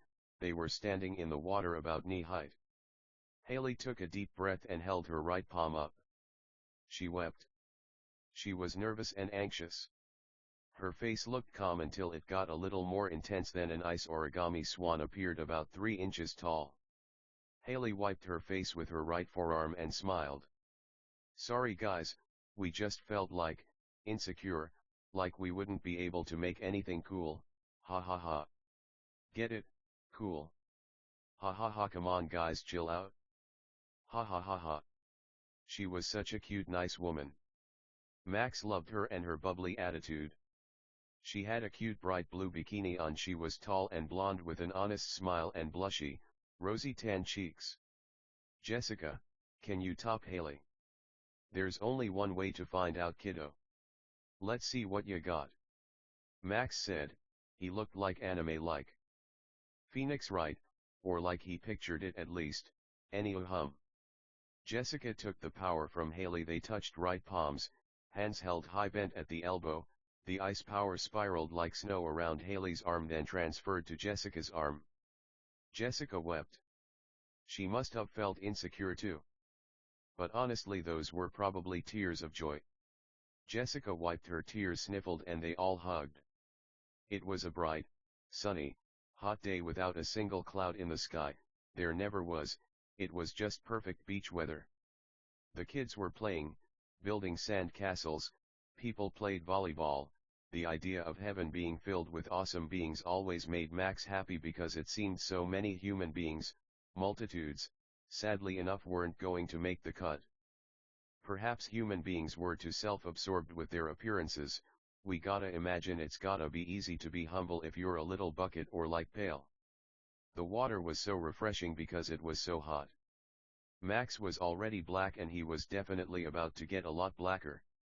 Whether we're black, white, brown, dark brown, red, or yellow, we all have value. For Max, he liked or loved his skin color and didn't intend nor purpose to change it. Jessica said, "All right everybody, it's time to show you guys the cutest little horse you ever did saw," she said with a Texan accent. She raised her right palm up, closed her eyes, and thought long and hard about what she thought the horse should look like. She stayed pretty calm the whole time. There's two kinds of people in this world, Yano, and poof. The horse appeared in her hand, cooling it to the touch. It was a beautiful little stallion. Jessica probably liked riding horses. Max knew that was a popular hobby back on Earth. It was going to be a hard choice, but Max had to give a point to both because he felt bad for them and he honestly felt they were both equally good. Max didn't want this to end. It was 7 p.m. but the rendezvous was at 2 a.m. but it was perpetual sun here. Max knew what he had to do. He had to convince the women to stay at Golden Hotel, stop sinning, and stay safe. Perhaps they wanted to help too much. Like the Talking Clothes said, battle is for those who are prepared for it. They were just bunch of nice, innocent women. They had no business being in this evil world, and they surely had no business in a fight between superpowered beings. They had no powers. Max led the girls to the shore. He got on his knees and prayed long and hard for the women to have powers. It'd be a nicer story for sure, and he knew it'd make them happy. He instructed them to all get on their knees and listen to his prayer to God, and they agreed. Max took a deep breath, wept, wiped his tears away, smiled. His eyes were closed the time. He instructed the women in a circle. They all held hands. They all wept, wiped their tears, and Max began speaking. "Dear God, please help us to find guidance in you. Let us get closer to you and feel closer to you as you test us. We pray we pass this test and every test you could ever give. We bless your holy, holier, and holiest name. We adore and worship the very ground you walk on." Like Mary Magdalene, we ask for powers for the women, not for combat, but just for fun, for recreation. We pray you give these women love and strength. We also pray for our daughters who are still above. Max screamed. At that moment God gave him confirmation his daughters were safe and in heaven. He cried a lot. At that moment his daughters appeared and they began to talk. Elizabeth, Ashley, Alexandra, Lindsay, Angel, Diana, and Ellen all appeared and they all cried loudly, but they smiled too. "Dad," they all exclaimed. They talked for a little just to confirm everyone was okay. He kissed them all on their heads, on the top, on the hair. They all hugged, then they vanished with God. At that moment the women began to glow, then they were consumed in fire, but wouldn't burn, then ice, then electricity, then water. Their prayer was answered. For Max's next test he was going to make the women do an avatar. the last airbender kinda thing where they choice one the four elements from the show Attack a Dummy. We know it seems contradictory, but it wasn't real combat Yano, in fact that's why Max picked it. Next up was Maddie, Cassie, Kayla, and Tracy for the four elements from Avatar, The Last Airbender. To Max's luck the four women all chose four different elements so it was more entertaining. Maddie picked water, Cassie picked fire, Kayla picked earth, and Tracy picked air. Max set up a scarecrow kind of dummy and Maddie went first. She sent a slightly bigger than a basketball-sized blob of water at the dummy's head and froze it once it was near the head. Nice man. So cool. Haha, get it, thought Maddie. We loved humor, condescending, sacraments, friends, and most importantly family. Next up was Cassie. She had a ring of fire spun around the dummy's head about 8 inches from the head and 3 inches thick, then it closed in and left a ring burn mark around the dummy's head. Nice. Cassie said that was pretty hot, huh Max? Cassie said in a cute, sexy, humble, and awesome way. That was awesome Cassie. Good and great job lover. Max said in a nice, neat, swell, polite, happy, excited, manly, humble, brave, hopeful, and adventurous way. Kayla was next. Now, to us sand is earth, but if we remember correctly it wasn't in Avatar, so to stay faithful to the show Max spawned some rocks for Kayla, about 100. Kayla sent them high into the sky about 100 feet above the dummy, stacked them so that it looked like they were glued together, and brought them down with a loud and proud warcry. They fell super fast and hit the dummy so hard a long narrow hole was left with sand pouring into it like waterfalls. That wasn't too hard Max, love you baby. Max blushed. Kayla was such a sweet, innocent young woman. Way to go Kayla. You are a nice, sweet, beautiful, and wonderful young woman. That was really badass and tight babe. Good job again and seriously nice work. You're a serious legend round these parts partner. Max said. Thanks partner. Kayla bowed and Max put a cowboy hat on her and cowboy boots plus a lasso in her hands. She lassoed him, brought him close to her, and they made out. They blushed. They wept. They definitely and surely liked and loved each other a lot. Next up was Tracy, and her element of choice again was air. She stood in front of the dummy, took a deep breath. She sent wind crescents at the dummy like Kagura of the wind, but instead of a fan the wind was visible swirling around her. Then she shed it off and it hit with such mean, nice, ferocious force the dummy was cut to pieces but stayed in place, but the arms fell off. Tracy had freckles, she was wearing a cute white bikini, and she screamed for joy and jumped up for joy with her arms high and proud. She wept quiet tears of anxiety, but also joy. Tracy loved to dance, she was sisters with Stacy, they loved to dance and they loved hip-hop. They also loved footwear and anime. People gave Em a hard time for no reason, but Max really liked Em. That was a breeze. Tracy said in a flirty, cute, and sexy way. Max blushed. He laughed at all their jokes cause he thought they were genuinely nice, neat, swell, polite, and funny. Max conjured a fake mustache on him and all the women. They all laughed. He also gave them top hats, canes, and full suits. They danced around and talked in a silly fancy, posh, fancy pants, dumb way, and they laughed because that's what kids did. Max walked over to a baby and picked her up. People in heaven were literally that nice. Max, we'd be offended if you didn't pick up our little 4-year-old, said a pair of beach ball parents. They became beach balls and rolled over to me. They didn't have face or anything, but they saw our Charlie Chaplin show and put on fake mustaches and monocles, and tuxedos. They became human beings again and told us her name was Susan. Susan said, "Hi Max. Mom and Dad told us you're a big deal in heaven, and to God, why'd you lose all your powers Maxie, if you don't mind a smarter than you baby asking?" She wept. Sorry, like the Bible says, folly is bound in the heart of a child, but the rod of disciple drives it far away. If you love your child, give them the rod of discipline. If you denounce them, Spare them the rod of discipline. Discipline your child and save their life, don't be a willing party to their death. She cried a lot. Poor kid, what a sweet, tender, and mild little baby. She looked like a little god, like a little white guy, no offense we guess, fucking, then a little baby girl, then a little baby beach ball. Max wiped the tears off that little beach ball and kissed her. Max said, you know what else Proverbs says, you little baby genius boss baby. Open rebukes nicer than hidden love, why not look like a little baby girl? So meanies reading this don't give us a hard time, huh? Under the lighting sun, under the snowy icy cloudy snowing icy lightning sun, under the drowning snowing angelic snowing icy lightning icy snowing sun, under the lightning icy snowing angelic icy snowing lightning Sunday.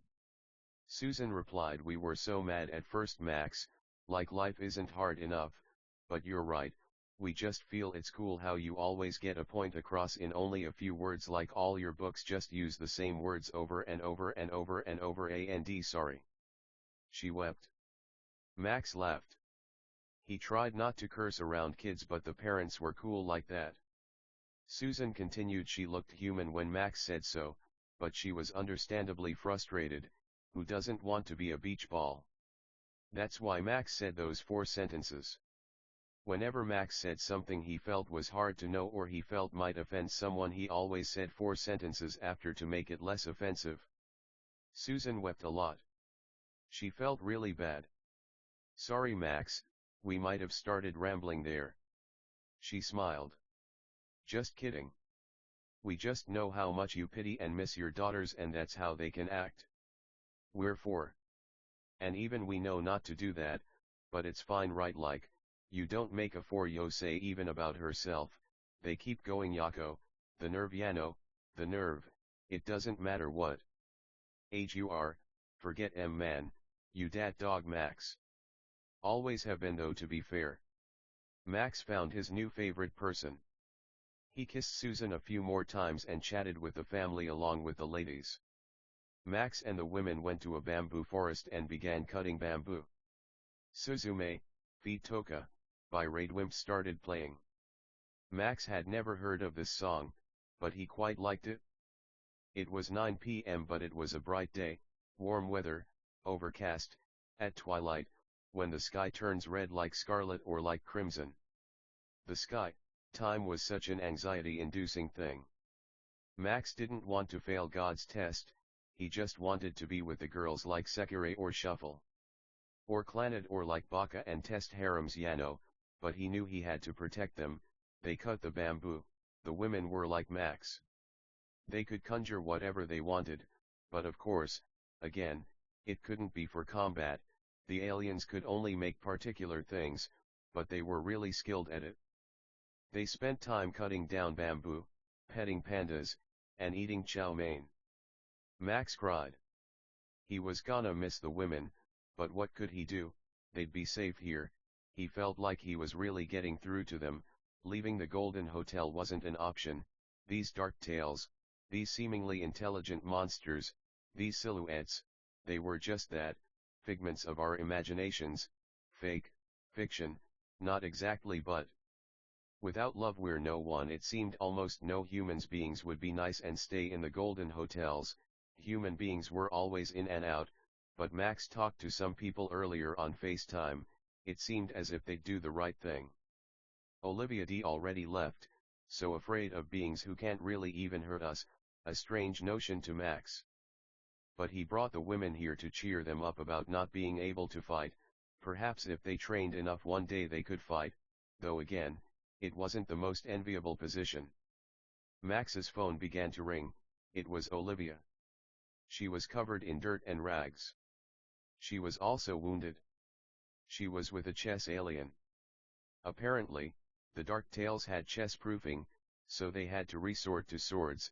This was the way it usually went. The appropriate attribute did more damage, but the Dark Tales were able to defend against that, so we'd wait for their shield gauge to deplete, or bring other aliens, as they could only defend against one thing at a time and try to switch opponents.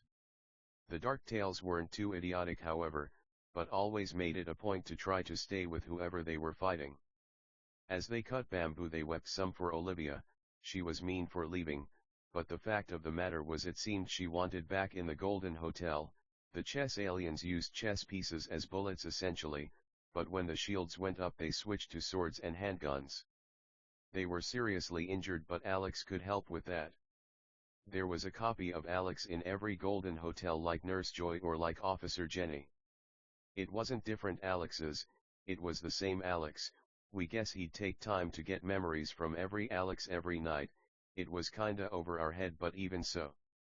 Max was glad for Olivia, platonically though, it was hard to be attracted to a woman who didn't know self-worth. God bless. Runaway by Aurora played. To say sorry Olivia had some friends, the men from earlier plus she'd made friends with the chess aliens Keith, Carrie, James, Firebeam, Snowball, Starfire, and Blizzard. We. Kamina. Simone. Abejuk, and ourself, Max, teleport outside to retrieve everyone we requested sled and car aliens because one cannot teleport into the Golden Hotel if they're wounded or in mean or like rude or like impolite condition. Max wept a lot.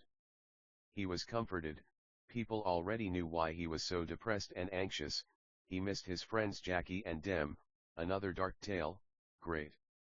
Max wanted to handle it alone but Abeja punched him so hard he flew Earth, the darker part of Dark Mirror down through space through the boundary of the universe like a ripped hole through the top of the boundary of the universe, through outer space again, back down to Dark Mirror and left a hole next to the hole that he just left.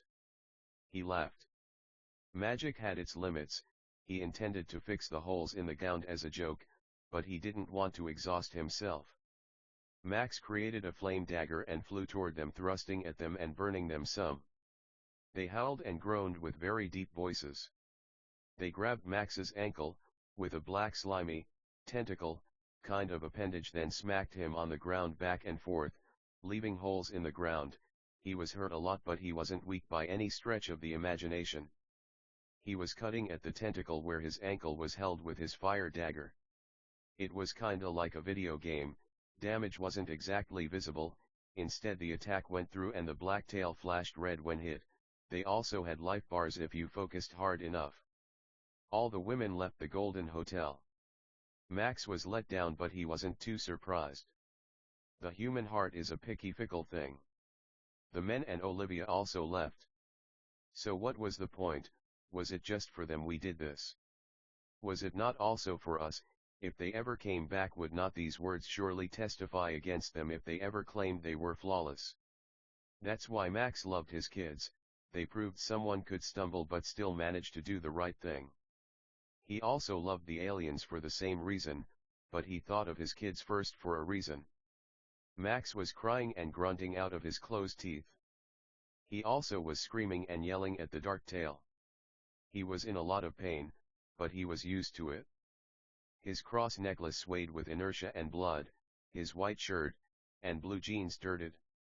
The black tail flung him at a brick wall, he wanted to be mad at Abeja for hitting him, that's why he lacked energy, that's why he was getting beat up, it was his own fault for having so much pride.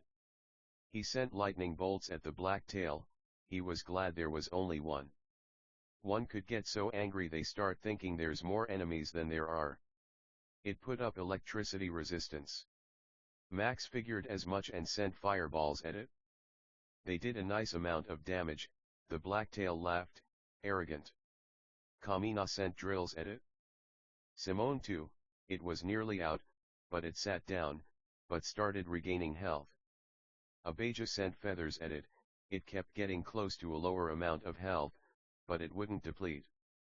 Simone teleported above it and with the loudest warcry you ever heard and with the most serious face you ever saw he sent a huge drill on it. The sleds and cars arrived. There's no way we were teleporting to Golden Hotel so we started making our way out. Simone hit that damn thing so hard, white beams of light, started to break out it like pepperjack or like a strainer, it exploded and left sludge everywhere. Good work everyone, it looks like Olivia and the men won't be coming, but we did our parts. Screw 'em. Kamina said. Goddamn ingrates, just 'cause we can heal doesn't mean the memory of pain does. True enough, said Abijah. Well. Abijah's phone rang, it was God. Hey Abijah.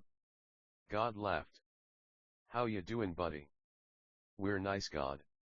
Just helped some fucking losers and took out another blacktail with Max. How come what's up JC? Abijah seemed angry. Who wouldn't be, it looked like the women were on their way back to Golden Hotel, so no need to be too angry, they heard of everything that happened here, that's the thing about helping. You never know who will be helped. He also sounded very serious, but earnest, and curious too. No rendezvous tonight. Jesus flipped the camera and showed 20 blacktails with life bars at 0. One could see the empty bars hanging over those poor bastards. Looks like God already handled it. Abijah was stunned. God. We don't understand why you didn't let us do it, don't endanger yourself like that, dot. He began crying. That was no way to speak to God. Max said that's what you get for hitting me so flipping flopping flapping flipping florping fleeping. Abijah knew. Max didn't need to say it. He might have went too far. He wept. Anyway. Abijah you gotta understand, we do whatever we want, we did it mostly for Max because we knew he wanted to spend time with those ladies he liked, had they not done the right thing, well honestly we're sure he could have just found new human beings, but, we're glad either way and hey. Less controversy right? Anyway, we love you guys. Everyone was stunned. Father and Spirit appeared walking over the blacktails' bodies. Everyone bowed. You kids get home safe. Father said. We'll see you guys later huh, added Spirit. More blacktails appeared. We didn't want to lie, we knew they were fine. God bless em. They started fighting em. Jesus smiled big at the camera with his teeth all showing then started making anime silly faces. Faces that aren't possible on earth, but heaven. Later. They all said in unison. Well guys. Simone began saying. We can also call Kamina and Simone Kyle and Preston respectively, copyright, we don't know, better safe than sorry, but we know they're cool, great show man. Looks like we can finally get out of here. Max we're glad your friends came around for you, they're not our favorites but they are really nice. We love em and pray they convert even more than they have, seriously, you'd be dumb not to love em. God bless guys me and Kamina are heading out. Simone smiled while wringing his coat out and they vanished. Abijah said well guys, we gotta go do angel things, you understand. He smiled and threw up a peace sign and a silly face then vanished. The cars and sled said. Well Max, we can still take you buddy. Max agreed and they went back to Golden Hotel. This chapter was initially called Bizarre Blizzards because we felt Max's gauge should fill up then he'd use a huge blizzard to eliminate or like take out lots of mean ol blacktails. But we felt letting Preston do it was a humbler, nicer choice. Blizzard was a chess celestial though, a nice, neat, swell, polite, cool, haha, and kind woman. We find it bizarre meanies don't like the word celestial so there we go. No kidding. Blizzard is a sweet, pretty, beautiful, and awesome woman. We could just picture multiple copies of her because Blizzard is plural. She did have a twin Snowball so there you go. Also again God bless Keith, Carrie, James, Firebeam, and Starfire. Bizarre blizzards, more like awesome and wonderful blizzards. Or like people are cool man, bizarre blizzards, still so true because the blizzard is really the fight we have in our heart between fighting, repentance, forgiveness, and friendship. Bizarre indeed. Bizarre blizzards. Okay, next chapter, voracious volcanoes. Whether it goes how we think or not, we're sure it'll be fine. God bless. Chapter 2, Voracious Volcanoes. Max was in his room, the women left again, poor bastards. But, he still had his daughters. It wasn't all like that anyway. The way they treated each other, the envy, wasn't his favorite. Now we can sit here and blame Max for being a womanizer, but in his head he just felt bad for them, who knows. Fuck the ops man. Fuck M. He admired his room. The beautiful wooden kitchen doors. The huge TV. The pool on the balcony. Sex was a fickle thing. Aliens didn't have sex. Human beings did. It made them mad in a way. Unable to think clearly. But their desire for romance and affection, we felt, wasn't wrong. Max wept for them. They'd never believe it, but even now he felt bad for them, but what could he do? Some human beings felt more comfortable being aliens, so if you're wondering where they went, like some men for example, for it seems the women might be nicer than the men, but we know all are created equal.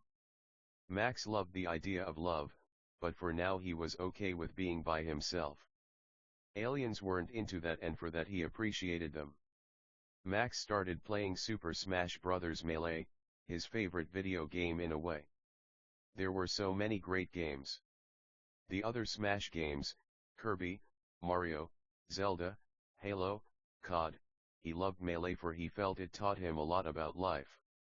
The game was made kind of by accident, with some of the most difficult, yet rewarding mechanics. It taught him a lot about patience, victory, niceness, neatness, swellness, friendship, power, control, the flow of water, the ferociousness of fire, the steadiness of earth, or like the carefreeness of air, or like wind. Max sat there playing Melee when his phone rang. Please remember, Max's room didn't have a door, one had to teleport in. It was his friends. Looked like they finally came to their senses.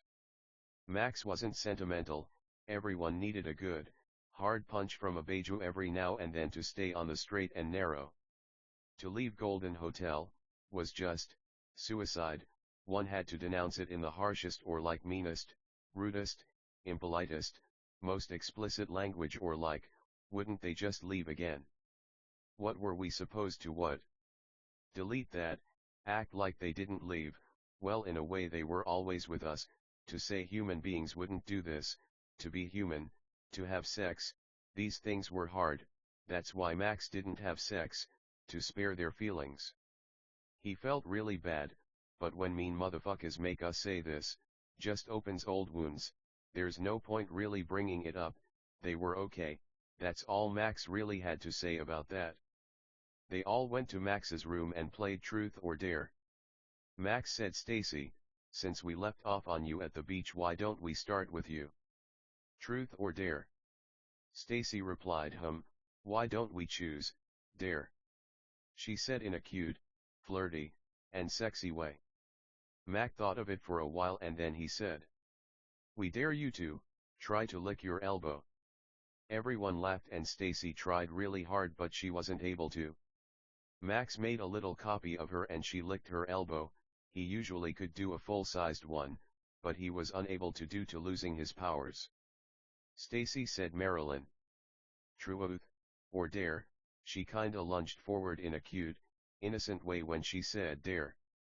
Marilyn started tapping her chin with her right index finger. She said, Truth.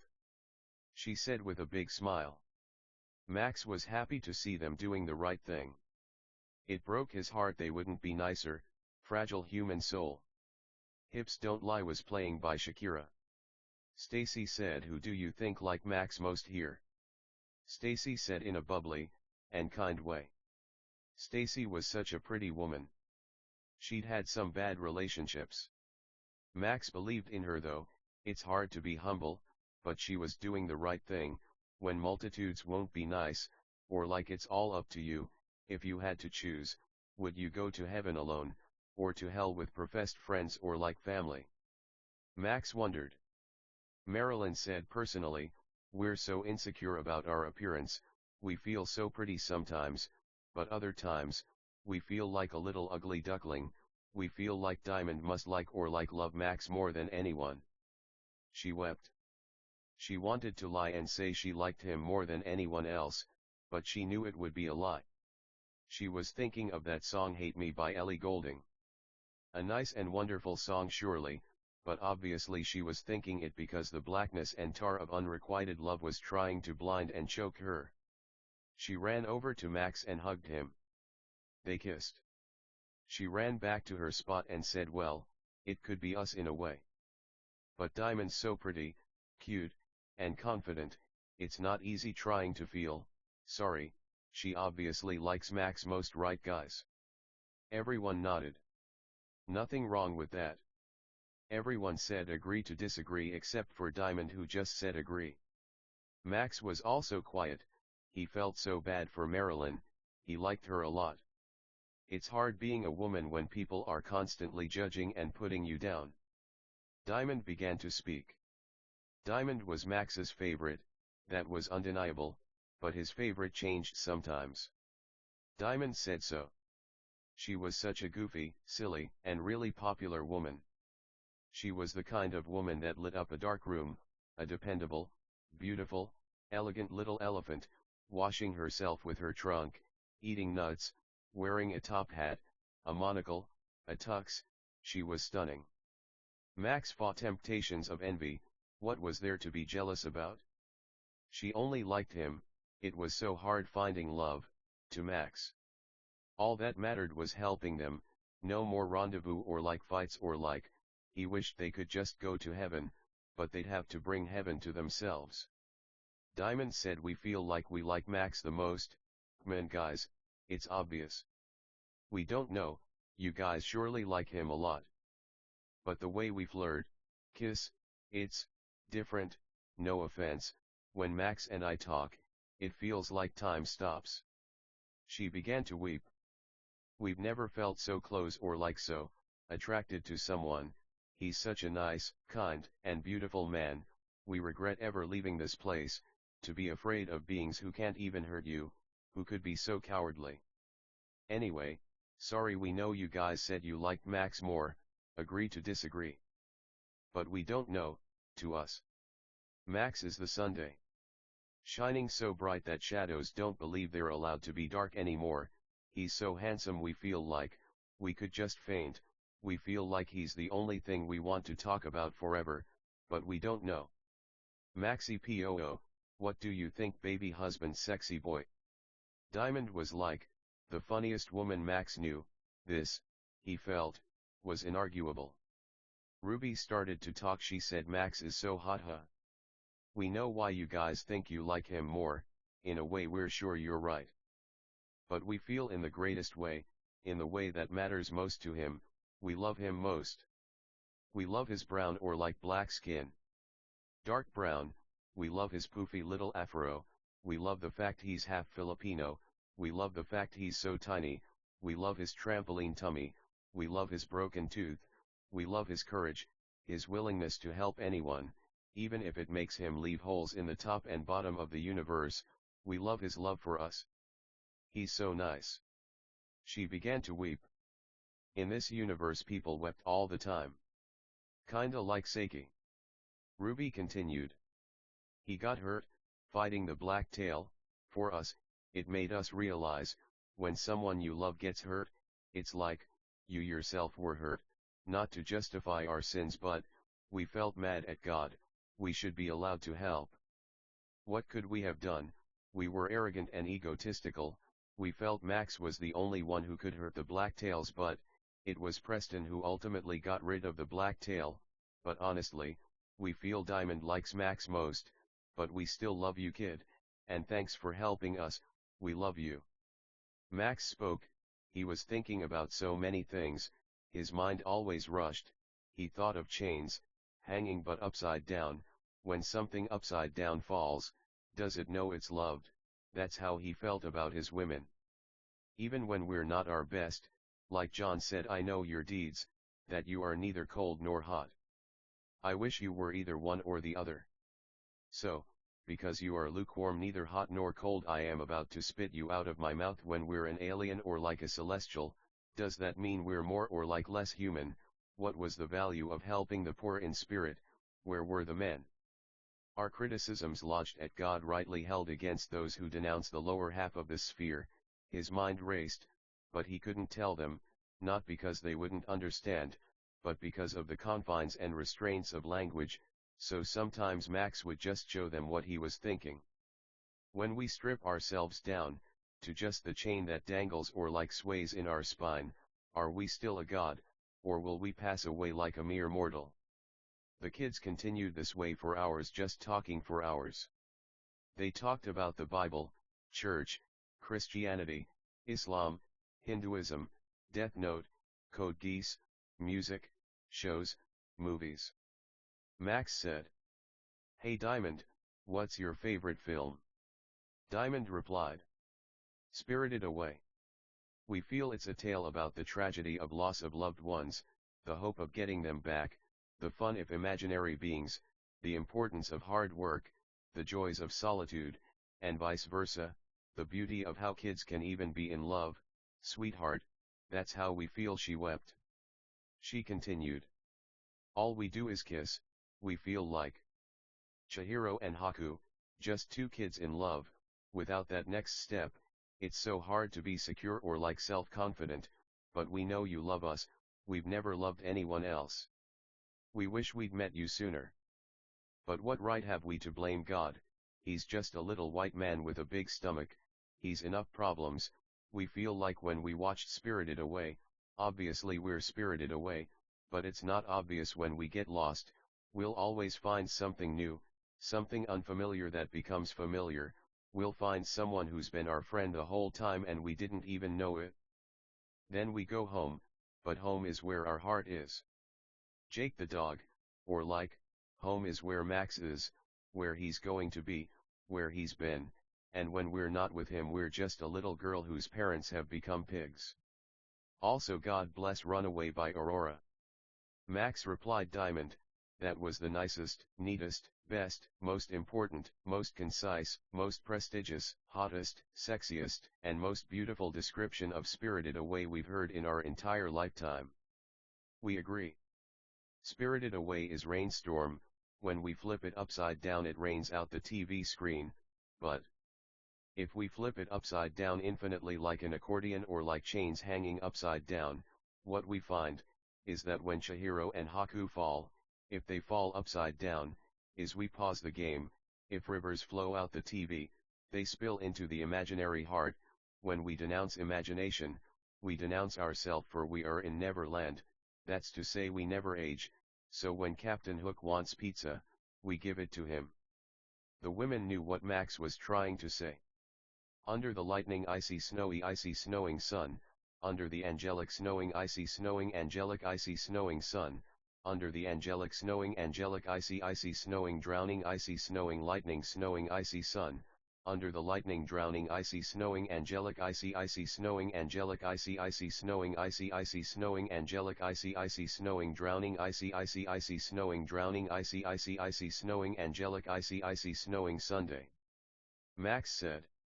Diamond spoke again. "Listen guys, if you leave Golden Hotel again me and Max will pray for you, but like he said, love your enemies, there are always consequences." Diamond was cut off, the other women literally up and left if the middle of her sentence. But like Jesus said earlier, if Max wanted company we're sure he could find it. At that moment 3 more women appeared. Emily, Elena, and Samantha. However, these women were aliens. We don't want to offend anyone by making Max kiss too many women, but Max remembered Drake and Josh and said why not. Max's heart broke, not so much for their sin, than the fact they utterly and really harshly cut Diamond off. Samantha looked a lot like Diamond. Emily was like Blizzard and Elena was a huge K-pop fan. Max's heart broke still in a way he couldn't see coming. He actually felt bad for them. Apparently they came back again. He didn't intend to offend those with tight britches, so they got their own room. Samantha spoke. She said, "Diamond, we'll be the first to admit you're Max's favorite. Besides God, there's really no nicer compliment. That's true, but we might have to let those women come back." Diamond replied, "There's no point, they won't even feel worth anyway, they sin and for some reason it's our fault. Fuck 'em. They said they were our friends too, we pray for them, but for us guys, especially Max. Them coming back right now just feels impossible. Max loved Diamond a lot. His mind was wandering in ways he wasn't proud of. If he chose Diamond, could they just? It was wrong. The man lead, so he stopped those thoughts right there. Emily asked, "Hey Max, we're new here, sorry, but can you explain why sex is wrong before marriage?" Max felt guilty for what he'd just been thinking. He knew it was wrong. Why was polygamy okay before? Shit, why was it wrong now? Evil thoughts, but he wasn't exactly a saint. He was nervous. He felt ungrateful. He had everything he could want. Would he end up like David, who killed Bathsheba's husband? He thought about it long and hard. Then he said, sex before marriage is a sin because we want to feel there's a commitment. Sex makes people fall in love, so there needs to be a promise to not hurt each other's hearts or like feelings. Max was annoyed. It felt like everything annoyed him. He hated not feeling like his friends were loved. If he made mistakes, they were his to make. God was watching. Max knew he loved God. He knew God loved him. He might have been right. Perhaps the entire world were the ones who didn't know God. By this point everyone was gone again except for Diamond. Agora Hills by Doja Cat started playing. Was he wrong? Was this a sign? Him and Diamond did something that night. No courthouse, it might have been a union before God. He didn't regret it though. We won't go into detail. God died for our sins. How many Christians have sex before marriage?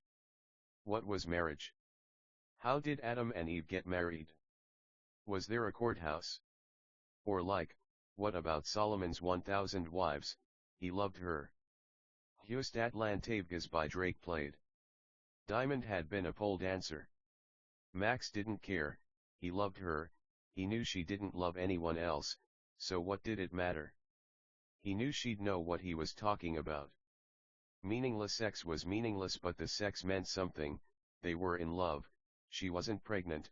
For now, when a man loves a woman, he'll do almost anything to make sure she doesn't leave.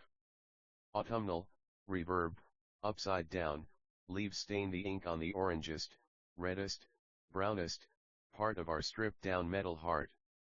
Max and Diamond made the kind of love that doesn't die. Again, we don't want to go too into detail, but suffice to say, they were in love. They woke up the next morning and kissed each other. It was a committed relationship now, and they proved that again in a way we feel we don't need to explain. Shut It Down by Drake played, and a montage played in Max's head to where if they knew each other their whole lives. Friends at a sandbox. Sharing box juices, walking dogs, at the skate park, playing video games, Max getting acne, classes, hanging at each other's houses, working, applying to colleges, getting married. Max loved her. He felt one woman was enough. God was right, but of course he still loved his friends. Jackie, Tommy, and them. He thought of kids. They'd be proud of him. Max finally got married. It's about time. They did hit the courthouse, we just didn't intend to say, for we felt for those who've made mistakes. Max stayed in bed and played Ocarina of Time. He started a new game. Diamond went to the kitchen and started making him breakfast. Diamond was wearing Max's button-up long sleeve. They intended to go back to the beach today, hopefully with all their friends. Ocarina of Time, this was one of Max's favorite games. It taught him the value of adventure, the beauty of feeling comfortable getting lost, the calmness of staying calm under pressure, the value of growing old, the power of romance and protecting the one you love, and the nostalgia of starting over. Diamond called out to Max. She said, "Sweetheart, your breakfast is done, come eat, silly. The game can wait, you have to get your energy for the day. Plus, you know we love that little tummy suo, eggs with bacon, hash browns, ketchup, orange juice, toast, jam, butter, milk, and love, just the way we know you like it. Why don't you give me a kiss while you're at it, baby daddy? Moi." Max was hungry. He had just started the game, but Diamond and her food were more important than saving Hyrule for the 100th time or whatever. What was it to be a hero? Max loved My Hero Academia, though he'd not seen much of it. He loved the sports festival arc, where the students competed in games of strength and wits in different categories and genres. Deku was a great example of the coming-of-age story, or like the underdog tale. Katsuki, Enji, Okako, and Tsuyu were all, we felt, well-developed, capable, nice, neat, swell, polite, strong, fantastic, heroic anime characters. To be a hero, well, to us it meant, helping Diamond, helping the aliens, helping animals even. What a sad but pretty world. Max paused the game while the music still played in the room. He got out of bed and started walking toward the dining table, where he saw all the nice, neat, swell, cute, pretty, delicious, and nutritious food Diamond had made for him. He felt Diamond was the right one for him. He felt bad for her all the time, for she'd been in many abusive relationships, but his resolve was solid, his morals fire, his ethics ice. Kokiri Village was a nice song. It reminded Max of a nicer world. Perhaps even these little Kokoris existed on some alien planet far far away, studying youth, the color green, or like Deku plants or like Deku seeds. To save someone's life meant you had to protect them from someone who's dangerous. Diamond, even when she was mean or like rude, Max still loved her, because that's what love was, loving people even when they're not achieving the way they could. Max was 26 again and Diamond was 27. Max started eating the bacon and stuff. Adventure Time, the cult classic.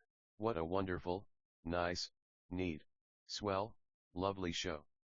When we're given a treehouse, a talking dog best friend, candy people, what do we do with them? We treasure them like our own friends and family, weary to never go where the Ice King lives, for he doesn't love mortals but the mean, despicable things of this lifetime. Diamond was like Princess Bubblegum, smart, calculated, knowledgeable, fun, mysterious. Max liked her a lot. Her insecurities ate at her sometimes. He prayed for her with a broken heart, sackcloth, ashes. He loved her, that's just the way he was, plus she really open-minded, adventurous, and best of all a great helper. All she intended to do was help Max. Like Zelda and Link, these two were lovers across all of time and also space. Max enjoyed eating. He was a huge food fan. The crispy honey taste of bacon, the saltiness of those strips of fried pork, the fluffiness and liquidiness of egg yolks, the soft, dry, crunchy, sweet taste of toast with jam. The salty golden, crispy, crispy, crispy, crispy, humble, confident, wet, excellent, nice, neat, swell, polite, delicious, filling, taste of a well-cooked hash brown. Fucking, winky face, told you we don't curse too much. Meanies always made us curse maybe a little more than we would have liked in our older books, but moving on. The orange juice was fresh squeezed, tart, sweet, punching, kicking, dancing, fucking, tangy, zany, swimming, surfing, orange, humble, sweet, sweet, sweet, orange juice. Max loved Diamond's orange juice. Any orange juice she had, he'd drink it. Max finished all the food, then him and Diamond went to find some Kokiri. Max